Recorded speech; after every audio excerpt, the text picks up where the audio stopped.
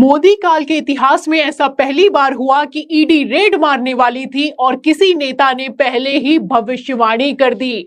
आप अच्छे से जानते हैं कि किस तरीके से नेता प्रतिपक्ष राहुल गांधी ने 2 अगस्त को रात 2 बजे ट्वीट करते हुए जानकारी दी कि ईडी उनके घर पर छापेमारी करने वाली है और वो बाहें फैलाकर इंतजार कर रहे हैं। इतना ही नहीं, राहुल गांधी ने दावा किया कि ईडी के अधिकारियों ने उन्हें बताया है कि उनके ऊपर छापेमारी होने वाली है।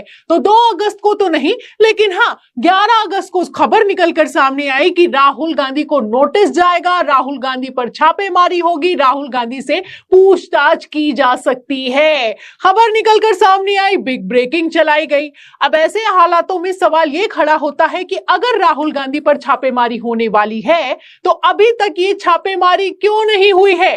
ईडी के अंदर आखिर कौन सा ऐसा अधिकारी बैठा हुआ है जो कि गृह मंत्री अमित शाह के प्लान को लीक कर रहा है?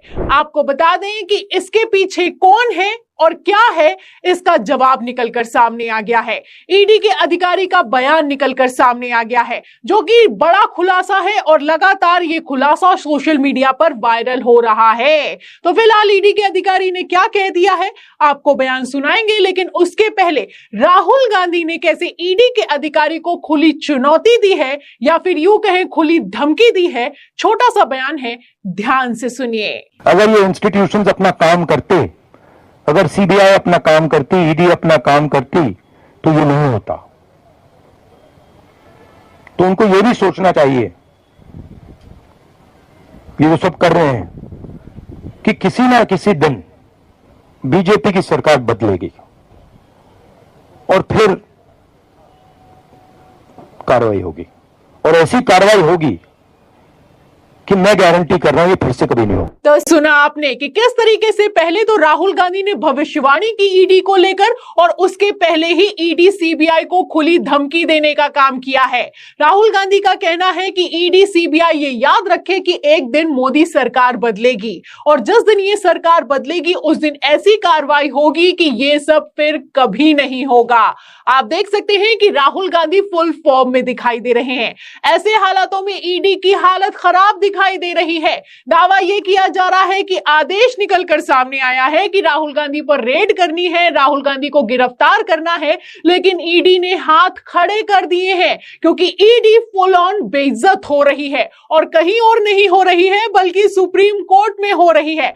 आप अच्छे से जानते हैं कि किस तरीके से आम आदमी पार्टी सांसद संजय सिंह को गिरफ्तार किया गया। जब संजय सिंह की जमानत के लिए याचिका लगाई गई तो ईडी ने कोर्ट में खड़े होकर कह दिया कि उनके को ना ही कोई पैसा मिला है और ना ही पिछले 6 महीने से कोई सबूत बरामद कर पाई है। उसके बाद ईडी को सुप्रीम कोर्ट ने कितना बेइज्जत किया और संजय सिंह को जमानत दे दी गई, आप जानते हैं। और इसी के साथ हेमंत सोरेन का मामला भी कुछ ऐसा ही है। ईडी ने विरोध किया, हाई कोर्ट ने जब हेमंत सोरेन को जमानत दे दी तो ईडी ने सुप्रीम कोर्ट में जाकर इस पर याचिका लगाई, विरोध किया, लेकिन सुप्रीम कोर्ट ने एक ना सुनी। हेमंत सोरेन झारखंड के मुख्यमंत्री को भी एक ही झटके में जमानत दे दी गई। और इसी के साथ सीएम केजरीवाल का मामला तो किसी से छुपा हुआ नहीं है। इसको लेकर तो ईडी ने सुप्रीम कोर्ट में खड़े होकर कहा कि अगर इस तरीके से चुनाव प्रचार के लिए नेता को जमानत दे दी जाएगी तो कोई कभी गिरफ्तारी नहीं होगा, क्योंकि भारत में तो साल भर चुनाव चलते हैं। इस पर भी सुप्रीम कोर्ट ने ईडी के अधिकारी को बेइज्जत किया, ईडी के वकील को बेइज्जत किया और चुनाव प्रचार के लिए सीएम अरविंद केजरीवाल को 2024 लोकसभा चुनाव में जमानत दे दी गई।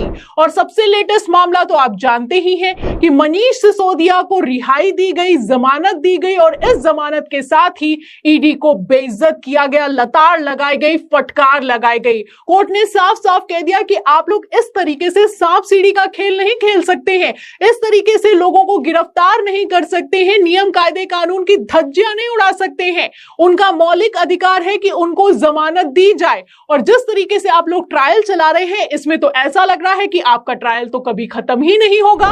मनीष सिसोदिया को भी 17 महीने बाद जमानत मिल चुकी है।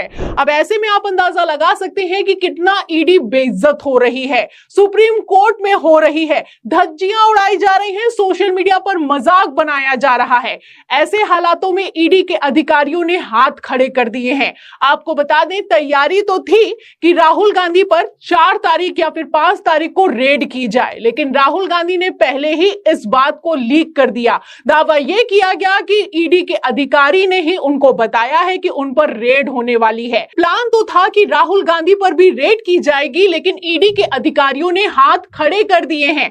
आपको बता दें कि जब राहुल गांधी ने 2 अगस्त को ट्वीट किया तब प्लान तो था कि राहुल गांधी पर रेड की जाएगी, लेकिन ईडी के अधिकारी ने उन्हें इन्फॉर्म कर दिया। तब इन्फॉर्म कर दिया गया था और अब ईडी के अधिकारी का बयान निकलकर सामने आया है। और ईडी के अधिकारी का जो बयान निकलकर सामने आया है ये लगातार सोशल मीडिया पर वायरल हो रहा है और किस तरीके से मोदी शाह के प्लान को एक्सपोज करता हुआ नजर आ रहा है, सुनिएगा। देखिए, खबर में लिखा हुआ है कि हम एजेएल जांच को पूरा करने और अभियोजन शिकायतकर्ता दर्ज करने की कोशिश कर रहे हैं ताकि केस ट्रायल के लिए भेजा जाए।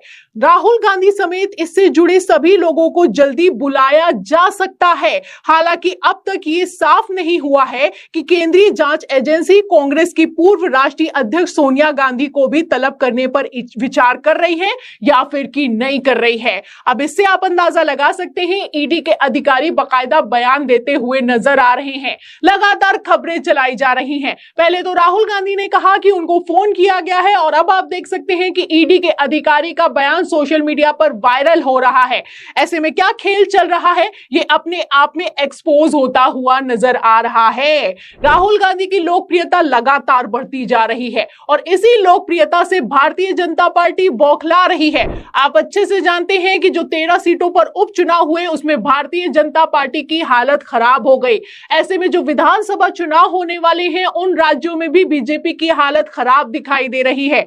हरियाणा और झारखंड जैसे, महाराष्ट्र जैसे राज्यों में राहुल गांधी की लोकप्रियता प्रधानमंत्री नरेंद्र मोदी के आगे निकल चुकी है।